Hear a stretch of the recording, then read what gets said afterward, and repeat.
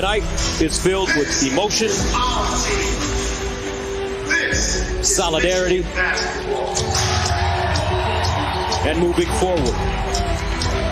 Coming together as one, putting the rivalry aside.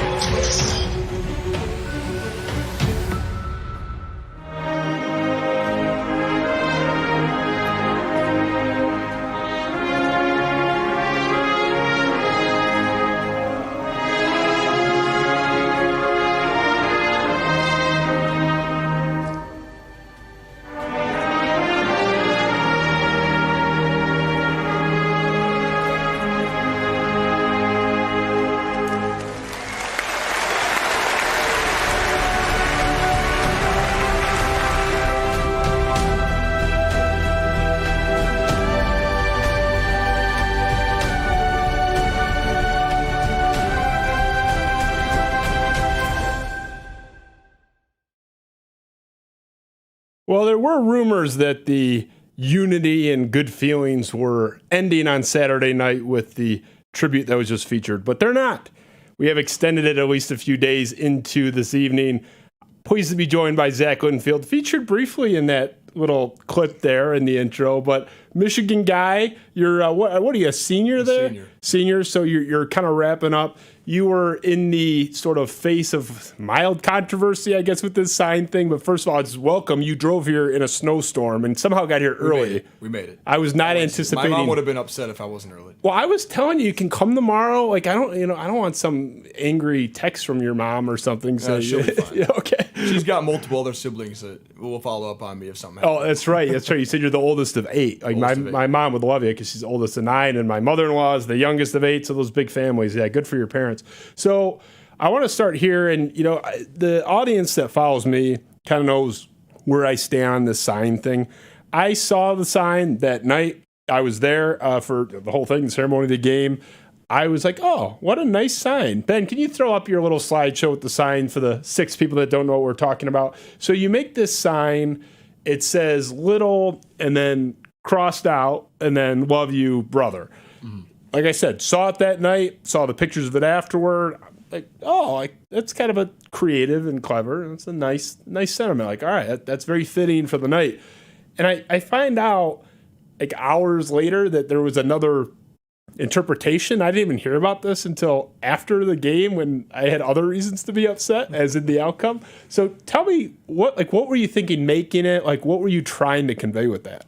Yeah, so as the leader of the student section now for 2 years, I've had the priority on that whiteboard, and it's typically used to not write dirty things, but things that would maybe get the opponent to laugh, distract them, things that would get other students in the student section to laugh because you do a little 360 with it and show it around. But the inspiration from that sign came from Monday night when the tragic event happened, because as I mentioned to you before the podcast, multiple of my best friends from Heartland go to school in East Lansing, and the only thing I was thinking is like, I literally love my brothers right now. Like I'm texting them, making sure they're okay. They didn't even know what was happening. I was the first person to tell them there was a shooter on campus, and they were like, no way. And they took to Twitter, and then they found out naturally there was a shooter on campus. And then I guess the suspect ended up being kind of close to them. I got increasingly more worried. All I wanted to do with them was literally play video games with them that night. We were trying to play Fortnite that night. And now they're all bunkered up in their houses, and I'm like, I love my brothers. Like that's it. I want to see them again. And I knew they were going to be all right, but you never know who else is going to be in danger. So naturally, as a leader of the student section, I, in the past, likely would have written something like little brother on the board. But I thought about it all week, and then Friday morning before the game on Saturday, it just kind of clicked when we found out the game was for sure going to happen. And I was like, I'm going to write little, but in the middle, put love you on there, and I'm going to cross out little, hoping people can see that we're putting the rivalry aside. And I don't like the little brother thing anyway. I stopped a bunch of chants of the little brother thing happening on Saturday night anyway, but I thought it'd be nice to say, like, we love you guys in this moment, because even if it was some other Big Ten team, we'd still write something really nice on there, but it hit that much closer to home that it was Michigan State. So I thought it was fitting to put it on there, and yeah, it upset me. Some people didn't necessarily see the good light, that I was trying to shed, because it wasn't a dig, as I mentioned to you, or any kind of a sneak diss or anything like that. But that's where the inspiration from the sign came from. Yeah, and that's how I took it. I mean, that's why I believe you, because I had to hear from other people that that's apparently not what you meant. I mean, I took it, I think, exactly as you intended. And I have these things where, like, there are times where, like, someone will tell a joke or there'll be some type of message or they'll make a comment, and I'll understand what they're saying. They didn't mean anything by it, but I can see where other people are coming from. Like, this wasn't even that for me in the moment. There was no, like, alarm bell of, oh, some Michigan State people are going to be pissed off with that. The most common criticism I heard from Michigan State people, whom I disagree with on this topic, as you know, was why not just say, love you, comma, brother? Like, why have the little crossed out? Like, my speaking for you was that it was kind of an active, conscious repudiation of that. Is that like a fair characterization? Yeah, because to be honest, you and I both know this, that the rivalry has been ridiculously toxic.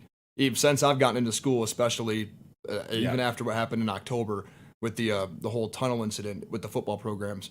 But I thought it would be a perfect time to do what I wrote and write what I wrote, because I want to get rid of some of that toxicity, especially now that I'm graduating, that I feel like it could have been a moment to leave a mark on that student section, because, I mean, our student section's not great. The Izzone's significantly better than the Maze Rage is because of the pure number of students. But the tributes that we did for that night was to get rid of some of the toxicity that's in this rivalry, and I think we did a good job of that. And I think even Izzo after the game kind of mentioned, and he wasn't necessarily saying the students, I think he was just saying U of M in general, the community, that we did a pretty good job of portraying that we're there for him, especially with what happened on Monday. Yeah, I mean, I think if you're like just holding up a nice sign, it's almost more disingenuous than what you did, because it's like you're not really acknowledging the shift, like, in that we understand how things are different now, and like we want you to know we're here for you. It's like I told people the reverse was true. I thought the sign and the message behind it was much more effective, much more genuine, and, you know, honestly, the better way to go. I mean, I just think you needed the little thing crossed off to really get that home. It was just love you, brother. It'd be a nice sign, but come on, we can't pretend like these fan bases haven't been tearing each other apart. If I would have wrote love you, comma, little brother, like that that's, I would have earned the disrespect from a ton of people, because I would have been being disrespectful. I would have been yelling at you with them. Yeah, I wouldn't be here right now. Well, no, actually, that's where you're wrong. The more controversial, the better. I have too many nice guys on this show. I'm trying to get the craziest people I can find. So I would have been invited you earlier. I don't think I'm the guy for you. Well, you're not, but you are a point of interest here, on that topic. And obviously, I did some digging on you before, because I didn't call you Saturday night, but I respect your work and what I've seen from it, and I think you're way ahead of the game in terms of your skills broadcasting wise, and we can maybe touch on that a little bit later. But yeah, I don't know, like, did you, when you're making the sign, so we've cleared up your intent going in, like, but did it occur to you that it might like backfire? Like, because it didn't occur to me that someone might be mad. Were you thinking like, oh, this might be a problem, but they'll probably get it? What was your thought process there? No, like I said, that Friday morning when it just kind of clicked to me, I was like, the moment of silence, because I was the one that helped me and my executive board with the Maze Rage. They're just wonderful people, and we are all in on it. And we're going to be giving a donation to the Spartan Strong Fund here from the money that we fundraised on Saturday night to give priority access to students into the lower bowl. But no, it really it didn't occur to me that it would have be taken in a negative way, because I was just thinking, like, what would I have said to my best friends in that moment on Monday night? Like, what was I thinking for them? And that's literally what I was thinking. I was like, there's a rivalry game coming up Saturday. Who the hell knows if it's going to be played, especially with it happening Monday night. And I mean, seriously, props to MSU for playing 6 days later.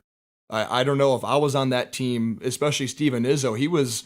I believe he said he was going to the Union to pick up his girlfriend or something like that. I know he was like almost at the Union, I heard. Yeah, I mean, I heard that from a friend, so I would say it might be right, but I heard the same thing. I tuned into the broadcast last night. He was almost there or something was the story. Right. Yeah, and I mean, 6 days later to play a collegiate basketball game, like, and I'm glad also they played it, because I think Michigan State fans and even Michigan fans, people that were close to the area, they deserved some kind of period of time to try and take their mind off of exactly what happened. And I think, especially in that moment during the game, I wasn't thinking about the shooting. I mean, sure, probably MSU students were still thinking about it during that time. I wasn't on campus, and I mean, of course, I'm glad, but I'm also tragically hurt for the people that were on campus at the time.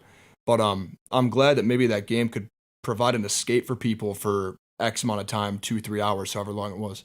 Yeah, I will say, as someone that was there, and I don't know if it came through on TV, I assume it did to some degree, but the atmosphere there was electric. Like, really, I in my opinion, having been there, genuinely supportive of Michigan State prior, an electric pro-Michigan as it should be. I mean, appreciate the tribute. We know you're going to cheer for Michigan. You should. Mm-hmm. I just thought it was such a great thing. Like, I loved it. And believe me, I am not predisposed to defending Michigan. I think I am biased, but fair. Oh, 100%. Yeah.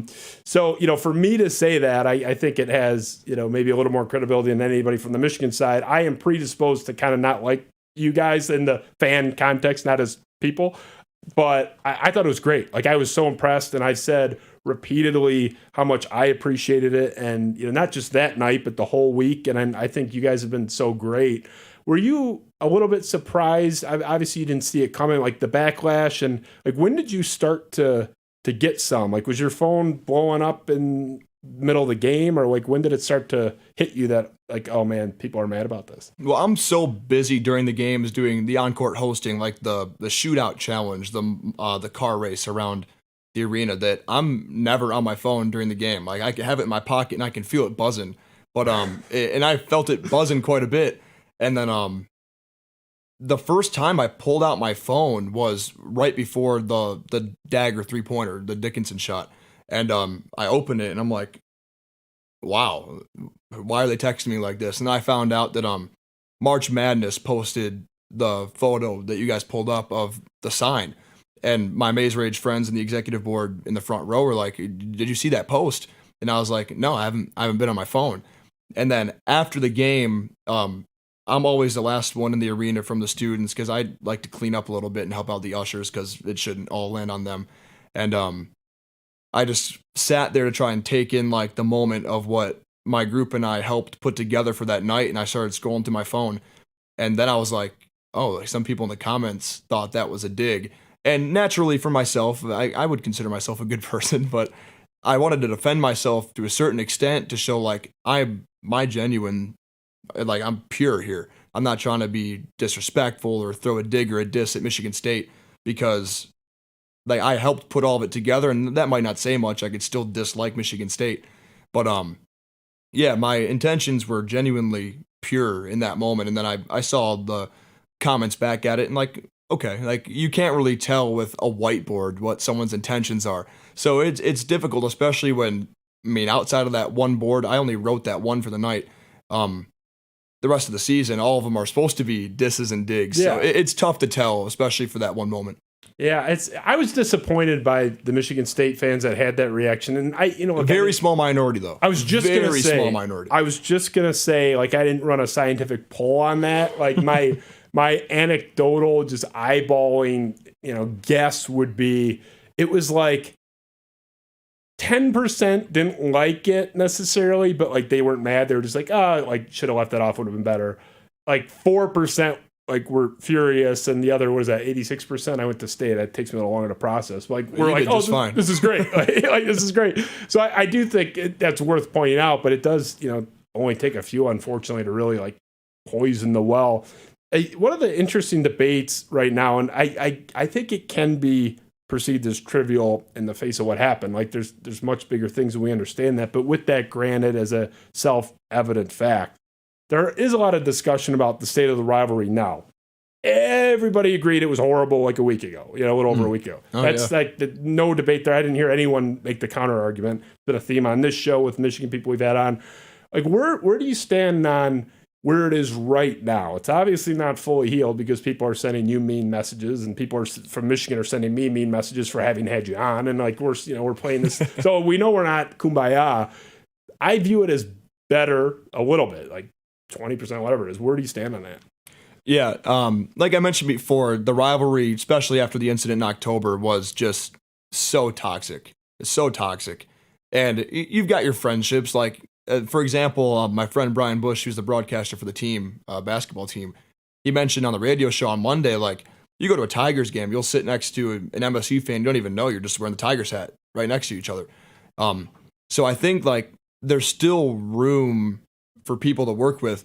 However, I think Saturday night was the best positive step the rivalry could have taken, but you also have to take that with a grain of salt because of what happened last Monday. So, like, from a rivalry perspective, that was an absolute step in the right direction. And then, you know, come October again, when the two football teams play, you never know exactly how the fan bases are going to respond. But I think for now, like, that was the best possible thing that could happen from a rivalry standpoint only on Saturday night. Yeah, my perspective is the University of Michigan as an institution and its fan base, if you're looking at them as two collectives into one, they could have done somewhere between 25 to 35% of what they've done, not just that night, but the whole week and the whole response. And I think they would have satisfied the, you know, humanitarian, you know, sort of need or the requisite response if you're a good person.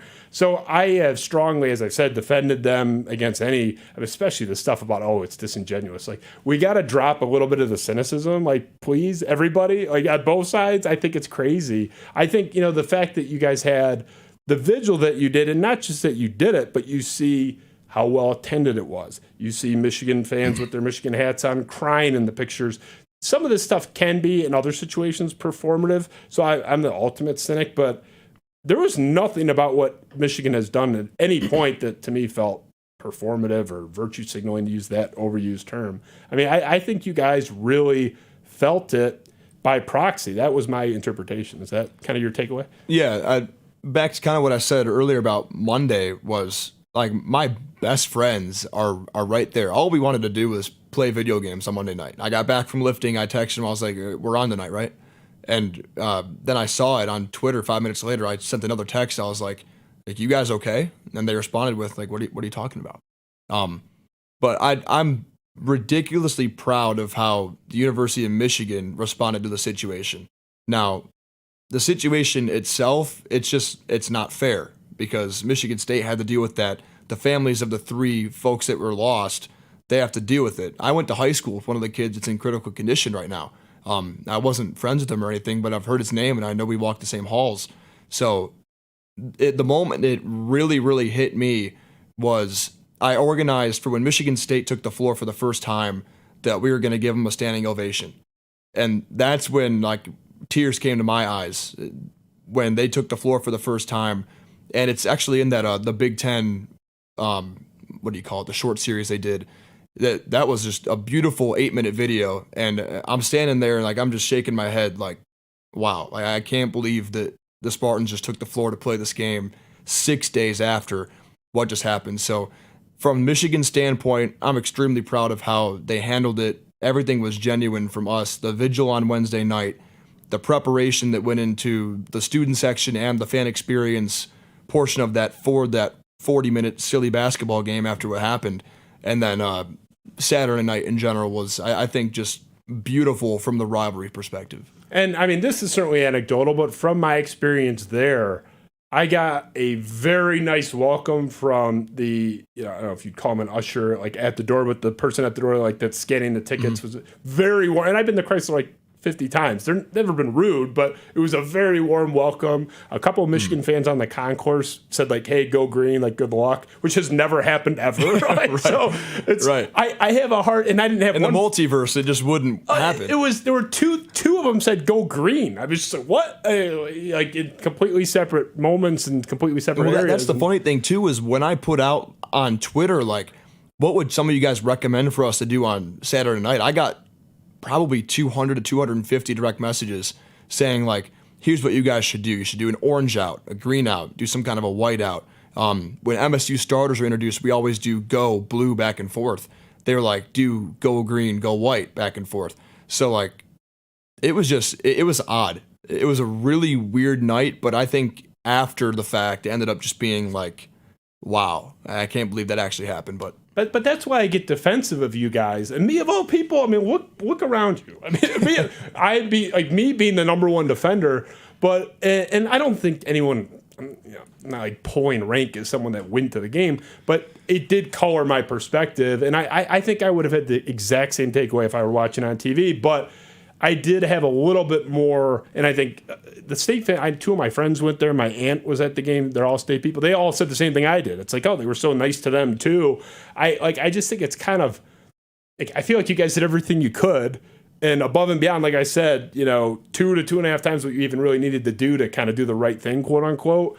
And it was just a bummer to see that minority kind of slap at you. But with the state of the rivalry, I mean, my takeaway is we'll see about big picture. I do think it's a lot better. And the phrase, as cliched as it is, turn the temperature down. It's not turn it down to 0. It's just, can we get it down a couple degrees? And I think it has been turned down a couple degrees. And I've tried to be really introspective and reflective about how I approach things, and I certainly have regrets, and in your case, the biggest thing I had, other than just why are you having the sign guy on because he was making fun of us, which you weren't, was that wasn't he the guy that was railing against us with the tunnel thing? And I said, I honestly, I didn't see what you said. I looked it up, and you're, which I'm not. This is not like a gotcha thing. I've deleted bad tweets too. Cause basically I'm just saying that because I don't know what you said, but there was a consensus he wanted everyone thrown in jail or something. My opinion is I have contributed negatively to the rivalry in some fashion, and this is not a pledge to not poke fun at Michigan because I don't have it in me. I'm not going to lie to my audience, but I am going to try to be at least 10-15% nicer. Do you have that kind of moment now where again, I don't know what you said in October, I shouldn't have said that, or I want to tone down a little bit. What's sort of your takeaway reflecting, looking back now? Yeah, the thing in October, a lot of people they don't know backgrounds of people, I think. I'm a manager for the Michigan football team. Well, previous now. I'm going to be graduated here in the spring. But I went down to the tunnel immediately after what had happened. And I got down to the field because I called the game for student radio, and I go to the benches and I try to help clean up, do whatever after I wrap up the post game.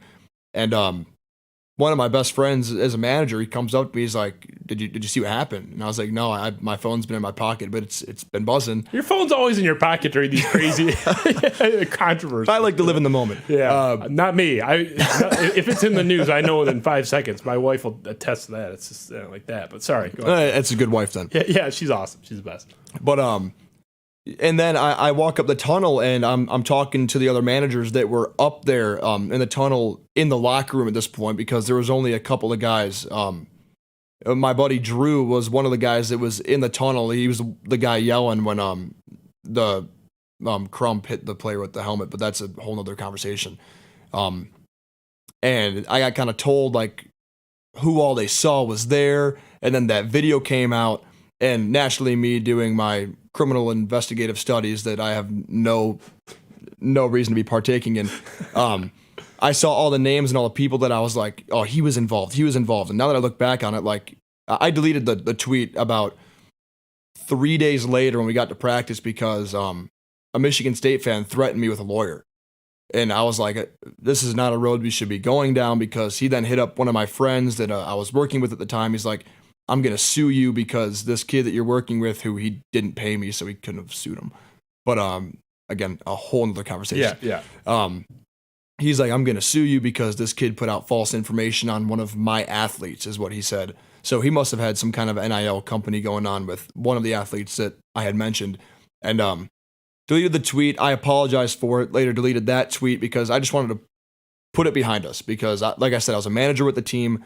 Last thing I wanted was to somehow put my job, pretty much just a student intern, in jeopardy, because I love every part of it. I don't want to not call games and be somehow part of something that would not allow me to call games. So I look back on it and that's probably the worst thing I've ever done in the rivalry, because like I said, my best friends go to school there. So how bad could I really get, especially with the image I'm trying to have for myself online. And I think that was the only thing I've ever done that could have put a stain on it. So I look back on it, I was like, that was childish. Shouldn't have done it.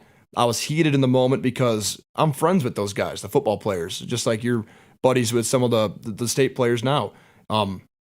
I went to practice a couple days later and I saw the guys. I was like, that's really what happened.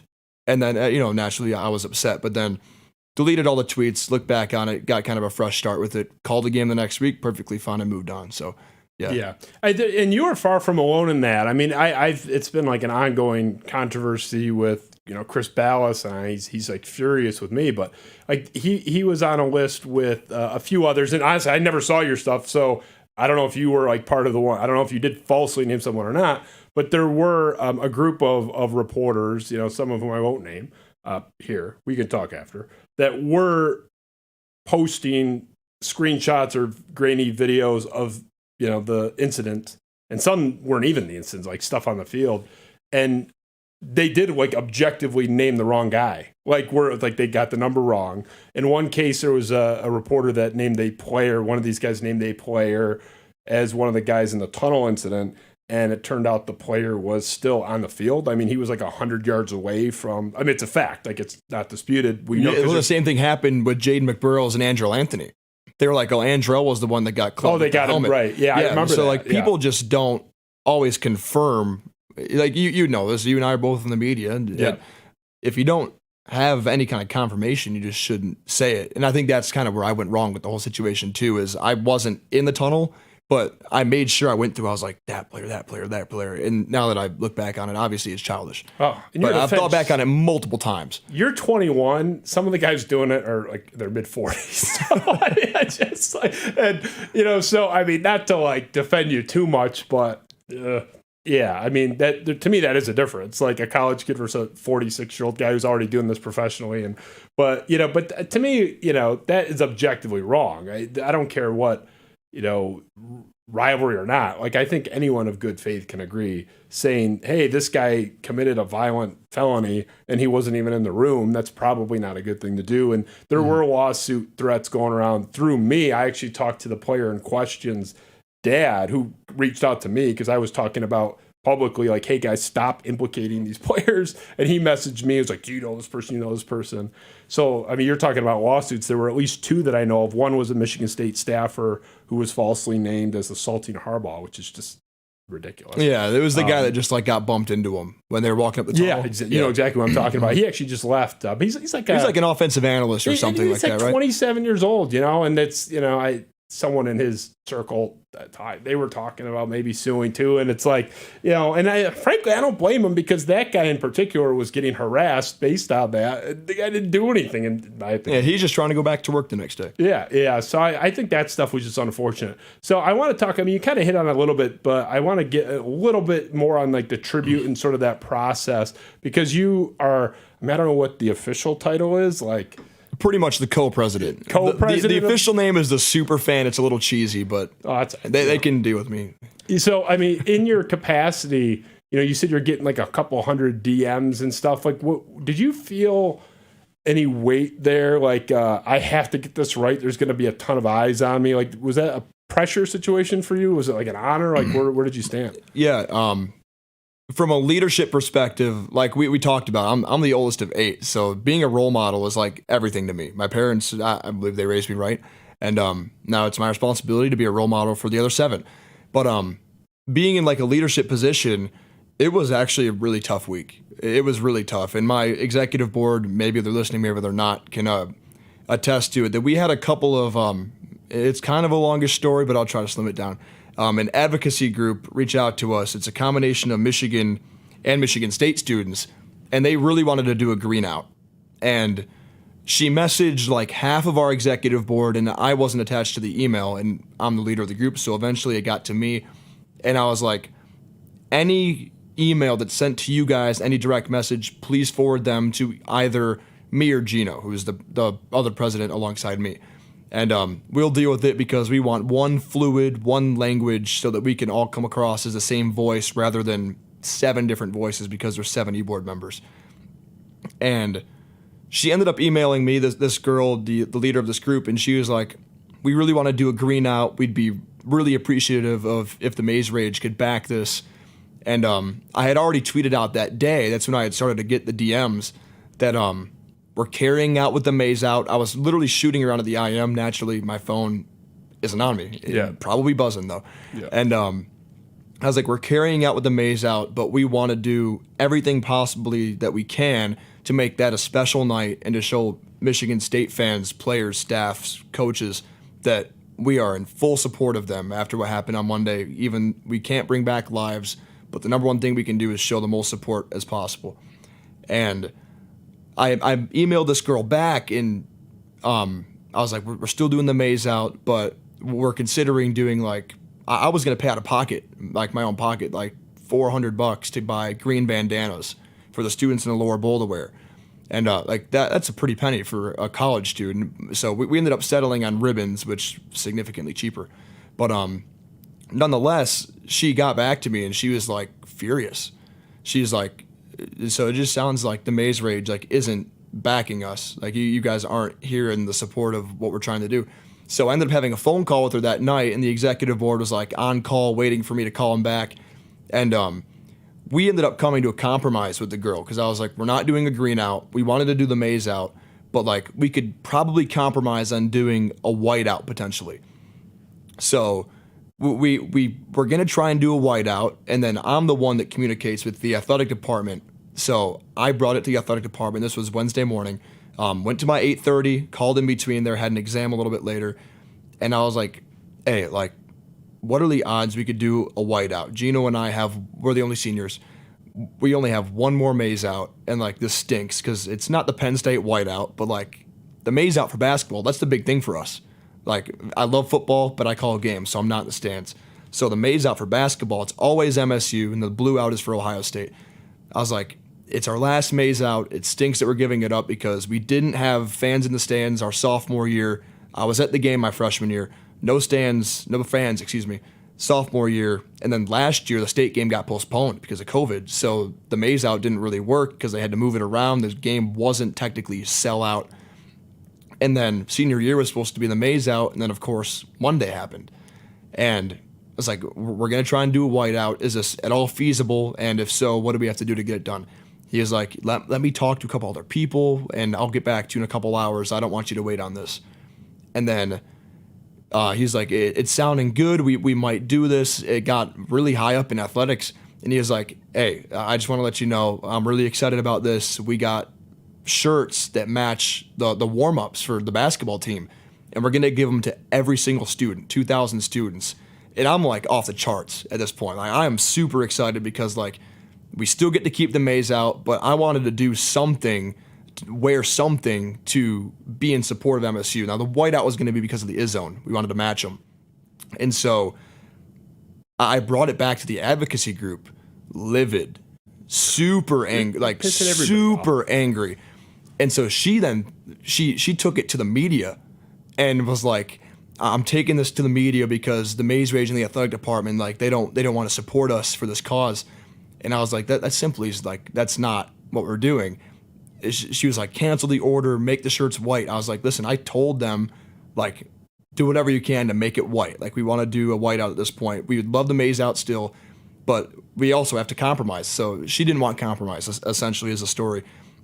And naturally, the next day, this is Thursday morning at this point, right when I found out what I was going to write on the board, and I got like 4 or 5 phone calls from news companies about like what's the Maze Rage doing? Like, what have you decided? I was like, funny. I wonder how these news companies that, I mean, by chance through my connections, I pretty much happen to know because, I mean, I'm not super well known, but well known enough through the broadcasting stuff in Ann Arbor where I know quite a few people throughout the student radio station. And they were like, what?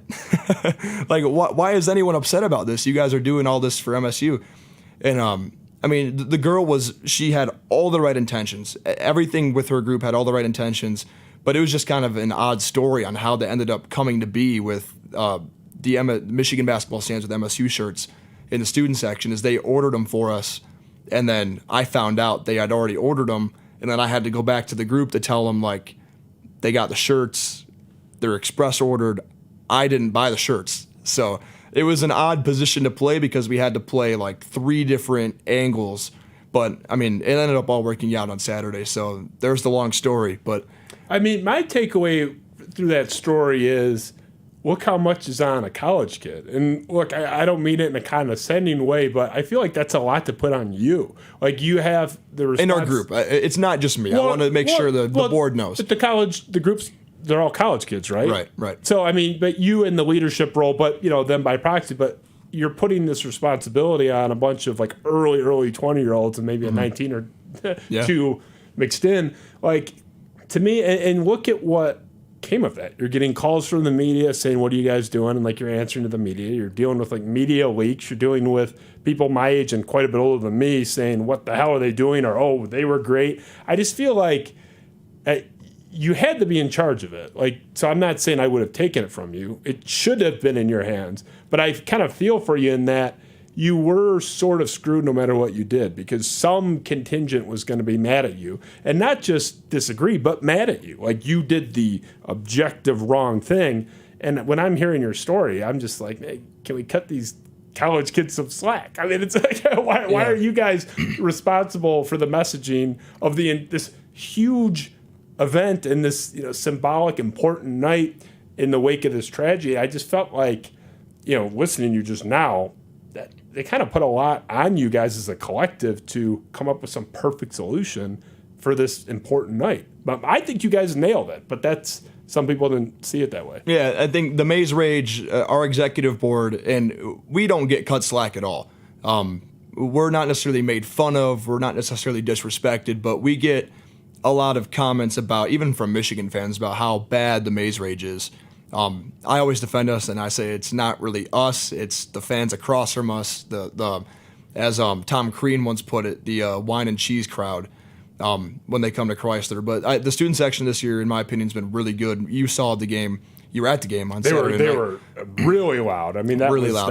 That was. I was proud of our group, but throughout the week, everything that we did as an executive board, we were fluid. We had the same voice. We didn't get along at all times, and we took a picture on the court after the game, and I just, implored him, take a second to look around and see, what we helped do. We didn't do it, what we helped do tonight. I'm proud of you guys, and I hope you guys know that, but I only have one game left as the student section leader, and Gino and I will be honored on senior night. But it was just an incredible night, and it's not that everything had to be perfect. It's that it had to just work. And I think everything ended up working. Like the Spartan Strong banners that we held up, that was a Maze Rage executive board. The ribbons that we had, executive board. The T-shirts, I will take half credit with that, and our incredible fan experience team. We'll take 50-50 on the T-shirts because we pushed for something. The band playing Shadows was, I think, incredible. And then fan experience also did the LED lights, them being green. So I think everything worked on Saturday night, and it did help provide an escape for about 40 minutes of game time, 2 hours of real time. I'm told, not being a musician, but love music, non-musician, I'm told that the band learning Shadows in a few days and performing it that well is pretty impressive. I mean, I'm a layman with stuff, but I'm told that was actually not just a solid symbolic gesture, but they actually had to spend a lot of time to be able to deliver that on a quick turnaround. I don't know, if you can speak to that, but I mean, it's just that I think that was yet another sign where you could have done something performative. You could have played it on a CD or something during a video tribute that anyone could do, but the band taking the hours that I'm told it takes to learn that and perform that's real. That's not performative, because there was an easier way to play the song and be nice. And, you could have gone to Apple Music and press play. Yeah, and make a video and dress it up a little bit. But they actually did the work, and I give you guys full credit. I thought you did a great job, and I have no complaints. I mean, there's nothing I would change, honestly. So you said not about being perfect. There wasn't one element of that where I was like, I wish they did that differently. That's just me. I get people have different perspectives. The one thing I'll push back on hard is anyone saying that you guys were deliberately trying to sabotage something or get a shot in, or you can disagree on the best way to execute the tribute. That's fine. We're all humans and adults here, but any insinuation that there was some nefarious, I just don't buy that. I would, believe me, I would have loved to make fun of you guys and rip on you if you did something wrong, but this is not the time for that, and you don't deserve it. That's my takeaway. Yeah, the one dig or diss that we really took during the night was I made sure we waited until after halftime. Some people got upset, said like it's not the night for it, and I was like, the rivalry needs like good banter. It doesn't need the toxicity that it's had, like I mentioned in the past. I bought the shirts of all the teams that beat MSU in football on Amazon. See, I thought that was funny. I thought that's the thing. Is the it like TCU thing? Yeah, I was at the game at the Breslin. I love going to the Breslin for a basketball game. We never win there, but I like going to the Breslin to watch basketball. Student section's incredible. It's like got that old school PA system. I like going to the Breslin, so I got to give props to MSU for something, right? Yeah, finally. Yeah. But I went on Amazon and I bought different shirts for each of the teams that beat MSU, just like those two fans wore behind Gus Johnson and I think Jim Jackson was on color. Yep. And they're sitting right behind him in the TCU shirts. And naturally, as a manager for the team, like I'm pissed. I'm like, oh, those guys. I immediately bookmarked it on Twitter and I went back and I was like, guess what? It's game week. And in all fairness, I bought the shirts on Sunday. So the event didn't occur yet, but we were still like, you know what? We're still going to wear them. The rivalry needs some good, funny dissing like that and not the toxic stuff. So we waited until after halftime to do it. That way we were still wearing the shirts. I still wore mine. So I thought that was funny. Like and that's my big thing, and I've said it on Twitter like 1,000 times. I'm fine with, not more than fine. I love banter. Like I'm the only Michigan State fan that likes Scott Bell. I'm the only one. You can't find another one. I'm the only one, and I said it repeatedly. I've talked to Scott offline, and not every Scott Bell joke lands with me. And there are times that he is kind of scraping the bottom of the barrel, but that's anybody. He's creative, that's for sure. But he has, he's clever, and even like I don't see he's clever and unique in the sense I don't see other people like kind of hitting his notes. Like he has stuff that's unique to him. And even if you don't like it as a Michigan State fan, guess what? You're not really supposed to. The fact that you don't like it is actually sort of a vindication of him and work he's doing. But I'm all for like kind of clever jabs like that. The thing that I just don't respect is like the, little brother. It's like it's a paint by number joke. And Michigan State fans do it too. I think Walmart, Wolverine or whatever. And it's like we each have these 2 or 3 things that you can always go to and just can't read, can't write, or Shardy or whatever. Both sides have them.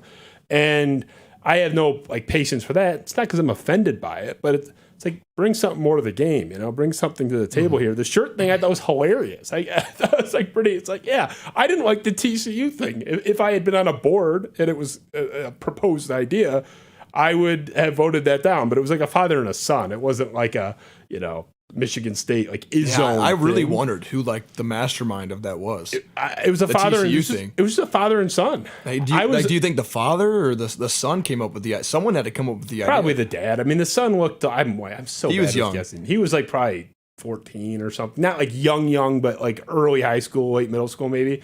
But I was actually in the section right next to him because I was invited by a member of the I-Zone for that game to attend the I-Zone. I was like almost 15 years too old to be there, but it was like, I used to be in the I-Zone as a student. And so they offered me a free ticket to the Michigan game. And like, hey, it'd be fun if the old man came back. And so we had some fun with it, but that was like the section right next to us. So I saw them come right by me and I turned to the person next to me. I was just like, I wouldn't have done that. Like, I would not have, because I'm old school, man. Like, when we beat Michigan in football, I think we get to run our mouths and you guys got to shut up. Conversely, when we lose in football, it's kind of our turn to shut up. Like in the football context. Now, basketball context is different. We're kind of like punching even. I think you guys will probably miss the tournament. We'll get that in a second. But like, I like the shirt thing. I'm like, we don't have to completely drop the sword. Let's just like take the poison off the tip of it. Like, right. There were 2 different student groups during the game on Saturday that tried to start the little brother chant, and I raced over to him end of the game, and I said, like, no. That would have been bad. Now, that's one of the things, like I mentioned earlier, like, people won't see that part of you. Like, you can see me during the game, like, running back and forth to try and get the crowd on their feet because, well, we needed the energy for the team, but they won't see that I ran over and said, like, shut up. You guys, there's no reason that you're doing that right now, especially with what happened. I said, not this week. I actually have a video of it. You hear me yelling in the video to get the kids to shut up. But, yeah, like you said, like we get to run our mouths sometimes, and I mean, I'm glad that a lot of Michigan fans haven't run their mouths after the game on Saturday. But like football wise, I walked out of Spartan Stadium last year after calling the game. In 2 years now, 21, and kid threw a pretzel at me. I love soft pretzels, but he threw a pretzel at me. I was like, listen, dude, I don't play. I'm the student broadcaster for the team. And then this past year, and I like to talk. I do talk a little bit, especially when we're guarding the stairs outside the Chrysler Center. Like when the Ohio State fans walked by a couple weeks ago, there's some married couples. Like there was a Michigan fan woman, and there was an older gentleman wearing an O State top.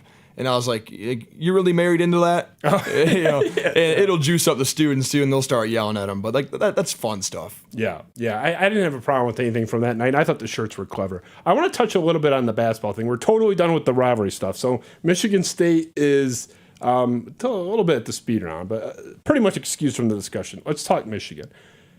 I've been all over the place on your basketball coach there. I was completely neutral when they hired him because you had the Michigan State people mostly that were saying this is a disaster, it'll never work. Mike Valenti famously was like, this is the worst hire ever. You had the Michigan fans that were saying this is a home run. I think they were both not wrong necessarily, but you're just kind of saying stuff because who knows? He was never even second chair in that role. He might be the best coach ever, the worst coach ever, or somewhere in the middle. I started to be pretty impressed by him early on. The results in recruiting, which I always thought would probably be there, but they were farther along quicker than I thought they would be, being on the doorstep of Final Four. Really should have beaten UCLA. And I'm kind of now reversing back to like maybe this guy is not so good. Like they're 15-12 now. I would argue they're probably not going to make the tournament. I know like the Nate Silver statistical stuff, they're not percentage-wise expected to. Mm-hmm. Still a chance to redeem that. But like, where are you at with this guy? Because I've been all over the place just as a general state of Juwan Howard, more so than just this team this second. Are you shaking at all? As confident as ever? Where are you standing on him? It's a unique perspective for me because I'm full on a football guy, yet I'm literally the leader of the student section for basketball. I love Juwan. I think late game coaching this year hasn't necessarily been on point. I think there's like a statistic that Michigan is well below 500 in games decided by 10 points or less, especially against the teams that have been ranked. Indiana, Virginia, Purdue. There have been multiple games that we likely should have won that would have propelled us into the tournament. We take 2 of the 3 of the games I just mentioned. We're darn near a lock to be in the tournament at this point up. The Central Michigan loss is terrible. I wasn't at that game, so I'm like, it's not on my conscience. I was in there. I was in Arizona. It barely even happened. Yeah, right. Now, if that game would have happened the day after we lost to TCU in football, I think all hell would have broken loose as a Michigan fan. But no, I like Juwan, and I think that they still got to give him time to develop the guys that he brought in because they said, like, Michigan can only win with Beeline's guys. Well, I think you also have to give Juwan the chance to fully develop his full first recruiting class because I don't know what Hunter's going to do next year. Like I said, I'll be gone, and football will be my primary focus after I graduate. But I think you still got to give him a little bit of time. I think the seat is warm starting next year for him. Really? That's interesting. I mean, the issue with the time argument, and I'm not saying fire him now. I mean, at the end of the day, I agree with you, but the pushback on it would be, I think, that recruiting is going in the wrong direction. Now, that might be a one-year outlier. There's years where Michigan State's like way down there, and then Izzo's right back in that top that class 50. Next year is crazy. Well, yeah, it's the second best class in the country next year by the 24/7 composite. But, so I don't want to overreact. But, I mean, Michigan right now is at, like, I think the 42nd or 44th recruiting class, which they should always be better than that. I think both these programs should always be, I mean, at least top 30 in, like, your bad year. Like, give me 28th. And, so I'm looking at worst recruiting class in years, and you're probably not going to make the tournament. Statistically. I mean, who knows? Anything could happen. They could win the Big Ten tournament, get an auto, whatever. But that's not great. So you're bad now by the Michigan standard. I think Michigan should be always thinking that we're trying to go for a Final Four. I think you've earned that with the last 20 years or 15 years. You're probably missing the tournament. Your worst recruiting class in years. That's not like a great, because if you had one or the other, hey, recruiting's down, but we're having a great year, or bad year, but look at this class coming in, it's a little bit easier to take. But I feel like you guys are kind of 0 for 2. Like you're losing on the court and in recruiting. Again, that's just 1 year. He was recruiting great before. I don't know. I don't know what to think. It's kind of why I'm asking you. So you still feel pretty confident that he'll do it? Are you worried a little bit? Like 5%? Oh, yeah, I'm definitely worried. And it stinks because, like, this is the year that, I mean, it's not about me. It really isn't about me. But, like, this was the year I was given. My senior year of leading the student section is, like, one of the worst years since I've really became a really big fan.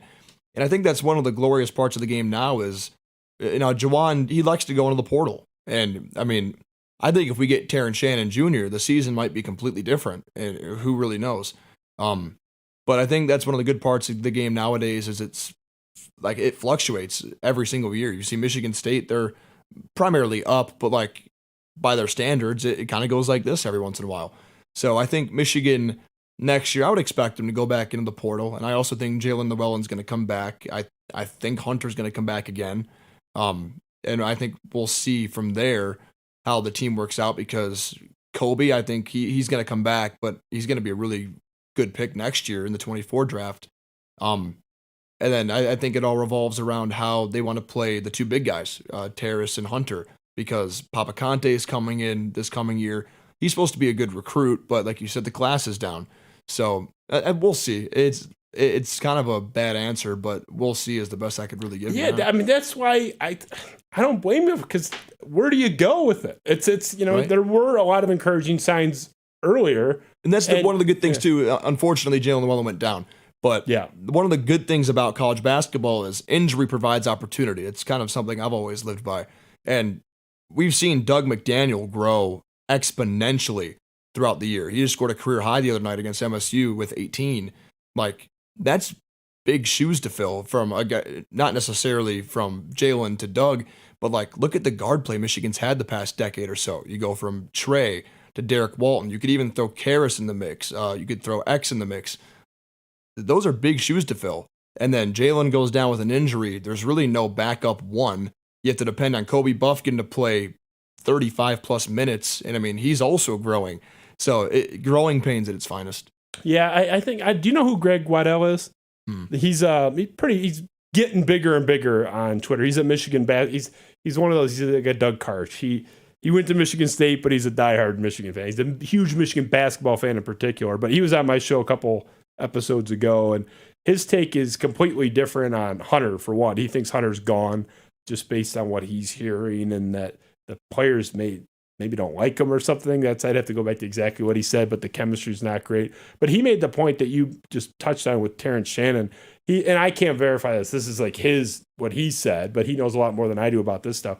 He said Shannon was like coming to Michigan. That was done. And it was like a grades processing thing. And it's interesting because if that kid ends up at Michigan, what is he worth? Like 5 more wins? I mean, he's one of the best players in the country. I feel like, and the conversation about Juwan's completely different. That's the argument for like, let's pump the brakes. And I mean, I don't think anyone thinks he should be fired now, but it's like, is the seat warm or not, turned up at all? I don't know. But you think it's kind of warming up just a little bit? Yeah, like you got the 3 levels of like seat warmer. Like it'll be at that first little level, I think, next year, depending on how the rest of the season shakes out for sure with the final 4 games. I think if they go 3-1, they win a game or 2 in the Big Ten tournament, I think they're for sure a bubble team, but then you just got to put it in the hands of Lunardi and see exactly if they make it or not, because who knows, they could be the Michigan team of last year that made a run to the Sweet 16 that I called both games. I had no clue they were going to win. I walked into Gainbridge for that Tennessee game and I was like, oh, we're going to get stomped today. And then they won the game. So you never know. It's college basketball. Yeah, a lot can happen, as we know. And I mean, we've seen it with East Lansing 100 times up at Michigan State. It's like this 2015 team made the Final Four. They looked like one of the worst teams in the Big Ten in January. It's like, how did that happen? It's a weird sport and they're kids, and it's really hard to predict anything in that sport. So I agree. I think you're nowhere near the point of making any rash judgments there. My concern with him is more, is he going to do something crazy? I mean, he's had multiple incidents and rehash all that. But like if I joke because one of my best friends who's a Michigan alum, he loves Harbaugh, does not like Juwan Howard. He goes every time like he's mad, I'm worried he's going to do something. he's like got like PTSD, like Juwan's going to slap somebody. And I'm like, I don't think that's going to happen again. But I do have like some apprehension for him if I'm a Michigan fan, because he did have the Turgeon incident with Maryland, allegedly threatened to kill him. I don't know. That's what the allegation was. It's not on tape. What was on tape was the guard incident. I don't know. Like, do you have any, like, kind of closing there with basketball? Like, do you have any, like, Jawan paranoia or fear that there's going to be another incident, or do you think that's water under the bridge and we're past that? No, I think because I think his job has been, quote unquote, on the line for that kind of stuff. And I think that if he does slip up like that again, not only will the national media like really grab him, then I think the athletic department will likely do something to, I don't know, put some kind of a stop to his coaching, whether that be a long suspension, like a lengthy suspension. At that point, they'd probably just fire him. I don't know. That's why I'm not in the position to do stuff like that. And I'm glad I'm not, and likely will not be. So if there's anything, I mean, not like a technical foul, but like anything with any type of physical thing, he's going to be gone. I don't think people realize how close he was to being fired. And we can talk a little bit more after, before you leave, and how I know this. But he was very close to being fired, not just for that incident in Wisconsin, but it was more so his reaction, where I know for a fact Michigan administration was more upset about the press conference than they were him hitting a coach. I mean, that's because they thought heat of the moment, it was terrible, unacceptable, has to have some type of punishment. We all understand that. But they were more upset, and I agree, I think it's worse, that he had 15 minutes to cool off and then went in front of the media and then basically doubled down and defended the behavior and had no contrition at all. And what I was told was there were that those next 24 hours, their discussions were basically, if you don't own up and realize, like, you have to have some type of come to Jesus moment here and understand why this was bad, they were going to fire him right there. I mean, they were appalled by his reaction to the incident more than the incident itself. So perilously close. And I think he did, from my understanding from the same person I talked to, he really did have a genuine, like, oh, wow, like that was bad. So I don't think he faked that, but he was a little belated coming to that. So they were pretty close based on his reaction.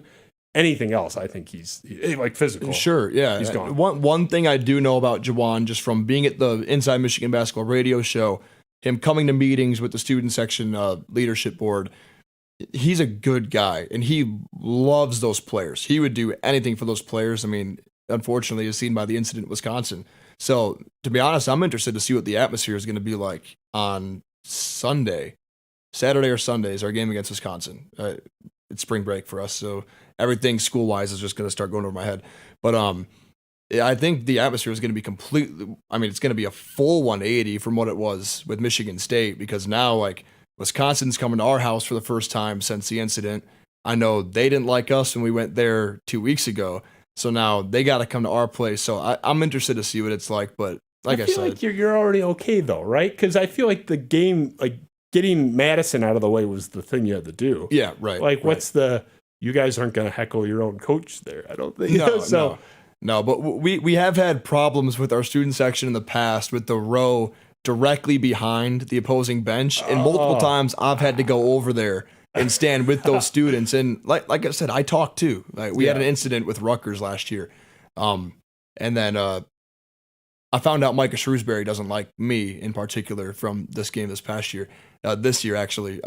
I like him. I like that team. I like him too, but he didn't like something I had to say to him. It was fully appropriate. Everything we say is appropriate. Yeah. But that's just some student section banter. And then he had something to say to me after they scored a bucket. Then I had something to say when we scored a bucket right back. So. Oh, the coach was chirping you? Oh, yeah. He fully turned around and said something. Penn State coaches. I mean, that's like pretty rare. I've heard some vile shit in the Izzone over the years, like, and I've never seen a coach turn around. But. I made it a goal of mine, and this is going to make me sound bad as a student section leader, to get some kind of an interaction with the head coach. Yeah. And this year I've been really effective. Coach Mo at Jackson State, that was like one of my favorite ones. All respectful with him because I have a lot of respect for him. But Shrewsbury, yeah, that was fun. We got a bucket. I started yelling stuff at him, and I guess he could hear me, and the crowd was really loud that game. And then he went down and scored a bucket. He turns to me, and he said something. I can't repeat it, language barrier. But then we went right back down. We scored, and he called a timeout. And everyone in the student section, of course, they have my back. They're just hounding at Shrewsbury. And then Michigan went on to win the game. So that's just a little look inside the the banter we have with some of the coaches from opposing teams. I think you should be going for reaction as long as you stay somewhat in bounds. It sounds like you did. Holtman was funny. Really quick, Holtman was funny. We're kindred on that. Go ahead on Holtman. You can rip on Holtman all you want. He's an idiot. Because we know the seat is hot for Holtman. Like, we knew that going into the game. And I turned around to my middle section. I'm like, hey, the coach Holtman, he's coming down to his last couple of games here. Michigan beats him. I think it's likely he's going to be gone after the season. And so we started singing the Whopper song from Burger King. Yeah. And I have the sign, that whiteboard every game. And I was I wrote like a Burger King application form, and I signed it Chris Holtman at the bottom.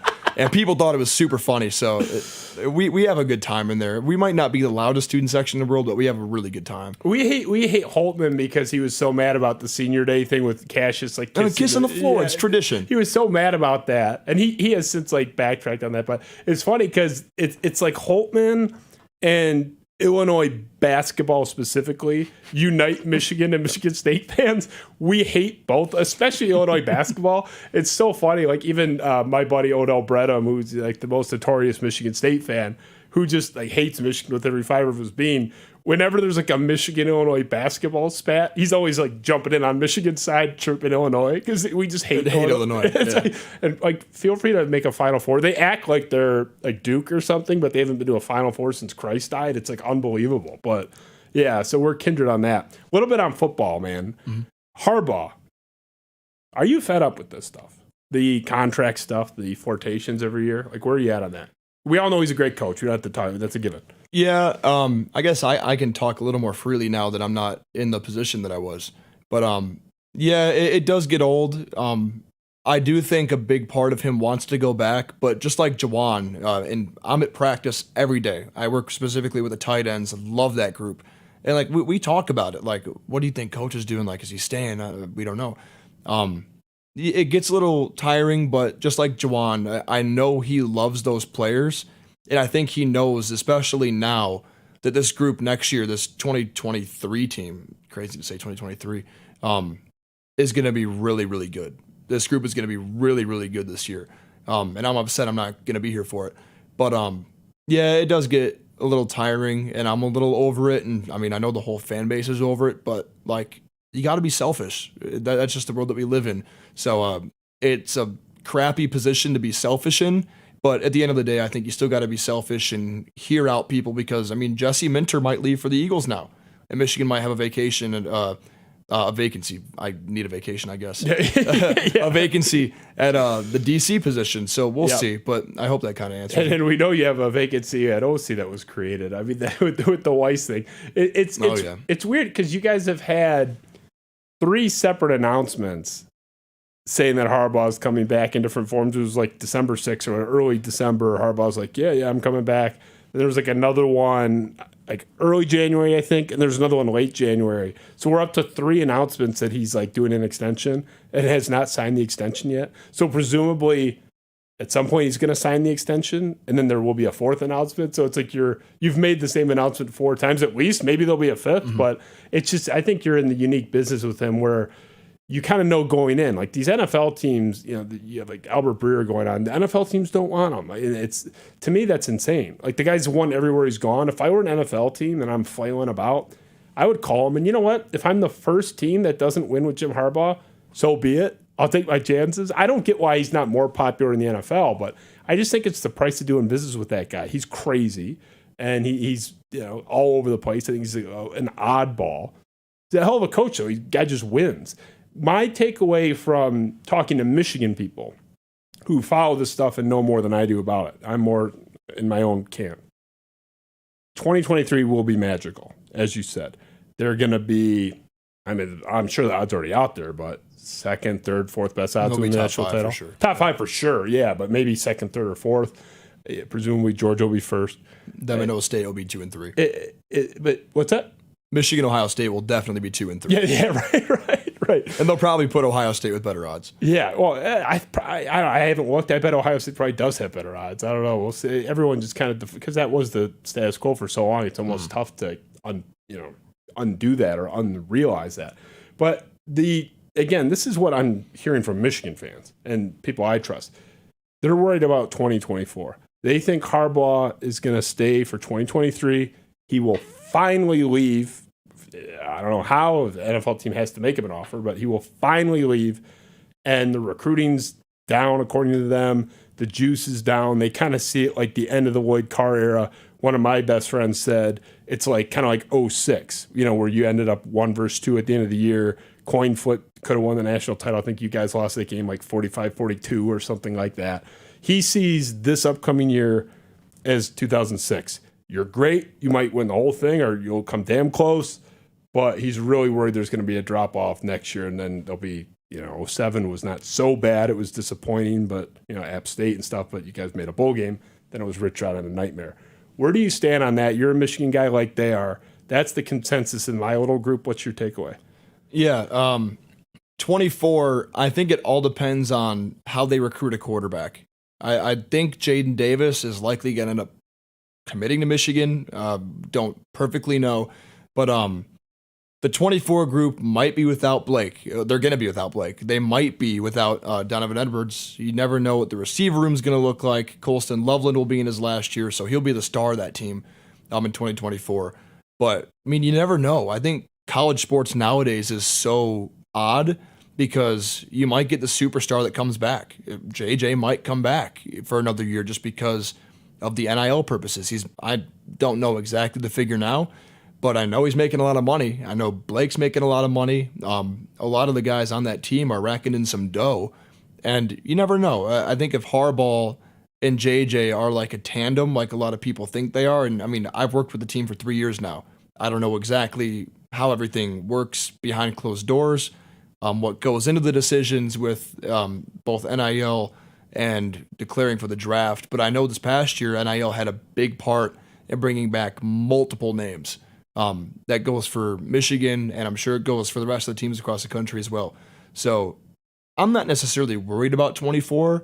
I fully figure that it's going to be down compared to 23, but I don't know what down means. It could be losing 2 more games, could be losing 1 more game, not beating, Rutgers by 30, beating them by 15. They're telling me 7-5. I'm not saying that. I know that's what they're telling me in these text messages. And they won't say it publicly, some of them, because I know a lot of people will be happy that Michigan's finally going to have a premier out-of-conference game. Yeah. Because they'll have Texas and Oklahoma. Yeah. So that'll be fun. Well, it's one less thing we can make fun of you for is that the schedule. That ended up backfiring because the whole, just wait till they play a real team thing didn't really work out because they didn't lose any games. But it ended up being a problem for the people in that camp. I was so distraught with the state of my football team that I didn't make those comments because I had no place to talk really. But yeah, it is interesting to see what they do because I do think you'd have to be crazy to not at least expect them to be really good this year. But it does seem like uncertainty with the coach. There's going to be a lot of departures. Recruiting's a little bit down from my understanding. It's like I hate recruiting. It's important. I love the idea of it. I hate covering it. It's not my beat, but I am curious to see where they land. I'm curious since you were around the team. I wasn't even planning to talk about this, but I'm sure you were familiar with Cade McNamara's departure and some of the stuff he said. I can't remember the exact quote. It was a hard paraphrase here, but something insinuating like Harbaugh didn't have his back or that it seemed kind of like cryptic. What did you make of that as someone that was around the program when he was QB1? What did you make of his comments sort of out the door? Yeah, I was cool with Cade. I'm friends with JJ. I was cool with Cade. He throws the ball really hard and it hurt my hands quite a few times. But I don't really know much about the situation with Cade because those just aren't the questions that I ask. I kind of knew JJ was going to win the battle through offseason and then fall camp. And then that first game, it was obvious that JJ was going to win the job. And then, unfortunately, Cade ended up having surgery. I knew he got hurt the year prior, but then it kind of just got worse. I believe it was the second game of the year against Hawaii. It got worse. And then he had surgery, and then we really didn't see much of him again because usually the injured guys will still come out to the practice field and enjoy time, be with their teammates. But I didn't really see much of Cade. Now, granted, I worked with the tight ends. I wasn't with the quarterbacks. But, yeah, I didn't really see much of Cade, and then that was it. You know, so he was transferring. I kind of figured because he deserves a starting role somewhere. He's a good guy. He's a good quarterback, and he really knows how to run an offense. So I think he's got a great opportunity at Iowa, but it was a little bit odd, just that whole situation. But I really don't know much about it. I was fascinated and still am by what he was talking about because it's never been really expressed. I think it has to be something beyond, I didn't win the job. I mean, I'm sure that's the crux of it, but probably, yeah. There's some type of slight he saw there. I mean, it got to the point where he could have probably legitimately filed a protective order against me because I was hitting him up so many times trying to get him on the show after he left. And very politely, I sent him 1,000 invitations. None of them were even rejected. There was just no response. But I'd be fascinated to sit with him. And I know like Eric All came out, but I mean, no offense to him, it's like not as intriguing as the guy who was the starting quarterback the year prior for a really good year. But quarterback just carries the weight. And he was the guy. And, he slayed the Ohio State Dragon and had a great year. And I would be fascinated. And he seems like a thoughtful, like smart guy. Oh, he's a really smart guy. Yeah, he comes off very intelligent. I would love to sit with Cade. And I'm not giving up hope on that. And I wish him well, with that horrible offense that he's going to. Good luck with that. All right, let's get to the speed round, Ben. We're keeping him a little long. He's got a sleet storm to drive through. So let's run that speed round.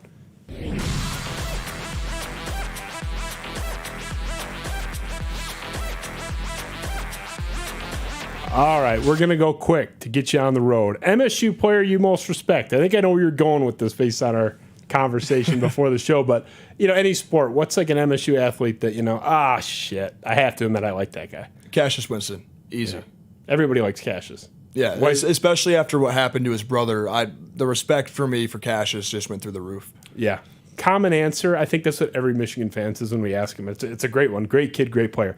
If you can reverse the outcome of one Michigan game, any sport, any time, could be before you were born, I don't care.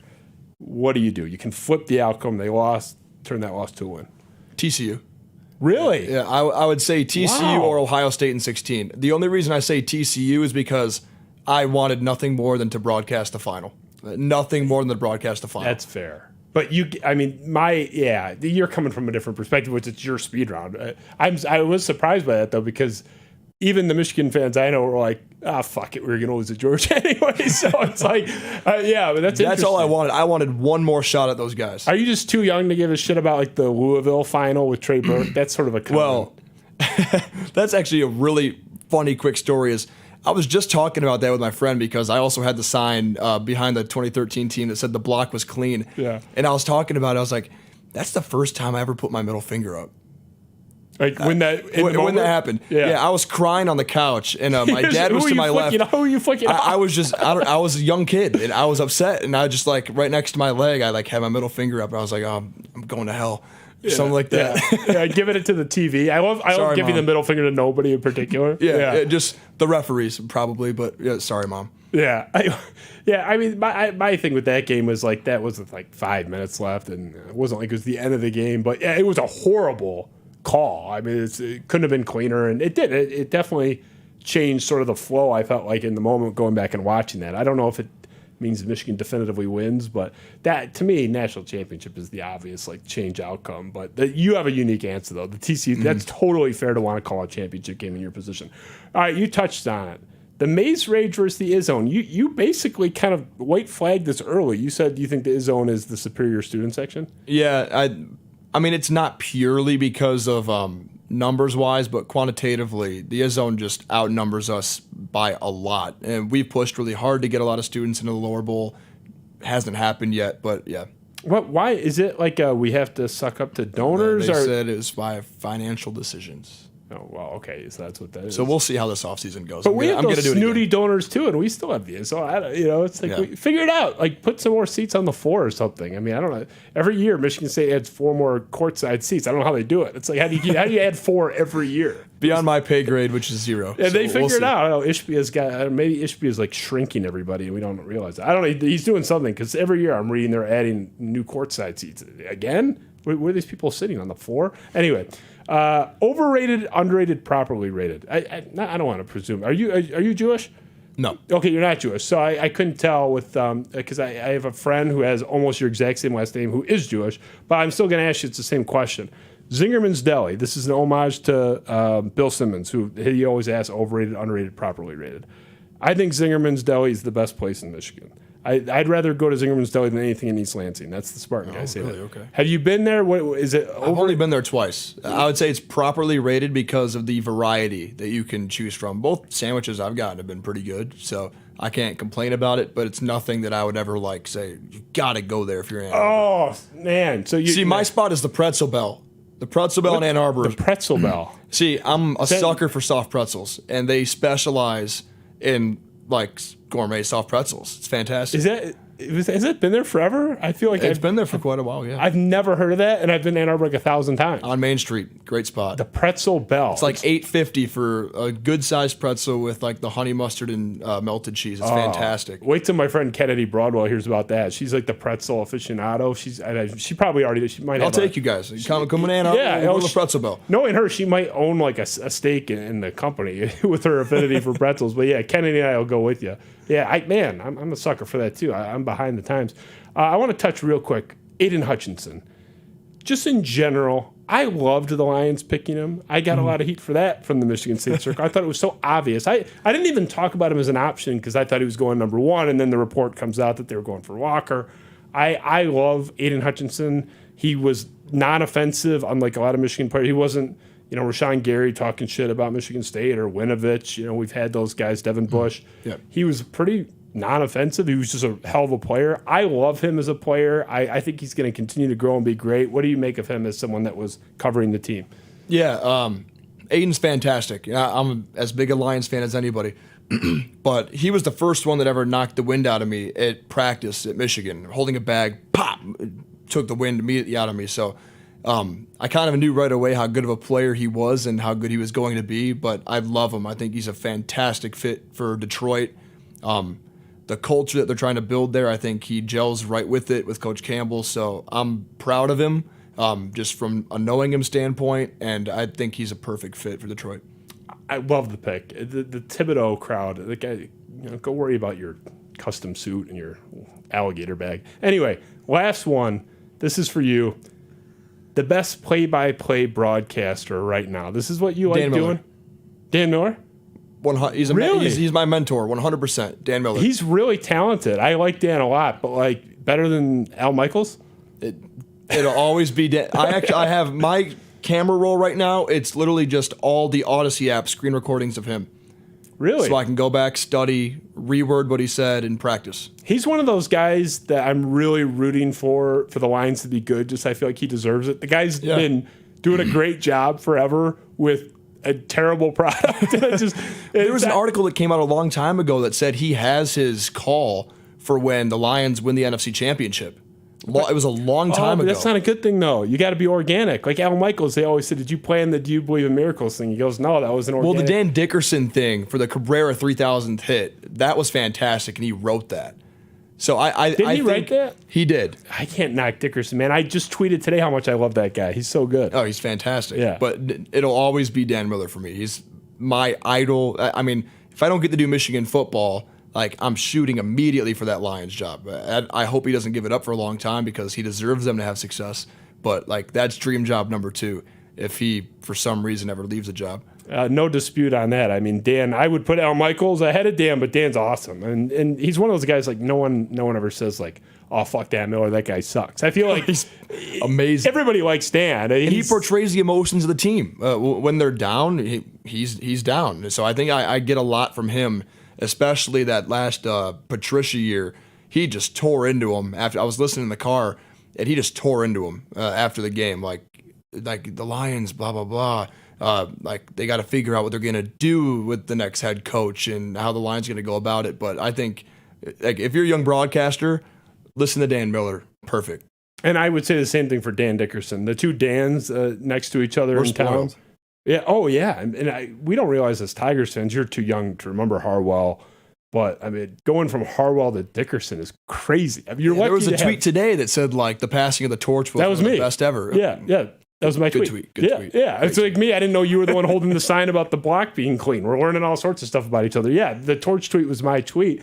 And it's like, and again, you can go back and listen to clips of Harbaugh and get an idea, but like you're lucky to have either of those guys in your lifetime as a baseball fan. Like having both got it right back to back is those guys are awesome. So anyway, I love the whole play-by-play thing because I could never do it. I'm like fascinated by people who are good at it. Like, so I'm impressed by you. And I said earlier, like the fact that because I saw some of your calls, you have a lot of your calls like on your page and stuff. Mm-hmm. It's just color I could do. Like I feel like I could do color. I would have to, learn a little bit more about blitz packages and stuff. I could do that. Play-by-play is hard, man. I give you a lot of credit. I love it. Well, I might love doing it. I feel like I would suck at it. Like you're actually good, and like Dan Miller and Dan Dickerson are like top 15 in the country. Yeah, when you have mentors and idols like Dan Miller, Dan Dickerson, Brian Bush, of course, Jim Brandstatter, and Sean McDonough, like I feel like I've got a pretty good surrounding cast of mentors that I can learn from. So I've been spoiled in that sense for sure. Yeah, Sean McDonough had a famous call at your guys' expense, but we had another one this year. Yeah, I love Sean McDonough too. I liked him before. I really like him now. All right, we'll get you out of here. Kept you way too late. I apologize. You got to hit the road. Ben, Eric, love you. Appreciate you guys. I owe these guys a Red Wings game because they turned around our video graphic last week, like in record time. So I'm actually in their debt. So the fact we're running long, I'm getting more and more in debt with them. But appreciate you coming. Guys. I did not assault you on your way down because that was like a mini controversy. He's paying me to say there was no ambush. Yeah, right. So it's like everyone needs to lighten up. Like I saw your tweet about everyone's like, "What's that supposed to mean?" It's like calm down, people. You just got to uncloud the rivalry sometimes. Yeah, and just see it as like people are friends. Like I'm wearing a Tigers hat. Go to a Tigers game, you sit next to an MSU fan. So yeah, we can go. I won't sit next to an Ohio State fan though. Oh well, that's of course. Who would, right? I mean, yeah, and that's all fine, and we can go being miserable about the state of the Tigers franchise together. But appreciate you coming here. Go back to Ann Arbor and tell them it's fine. It's not so bad here. You can come in the chair and we can talk. And I don't think I gotcha'd you. I think everything was pretty kosher here. So I think it was good. Thank you for having me. I appreciate it. Anytime. Spiro Avenue Show, Justin Spiro. We'll see you next time. Thanks.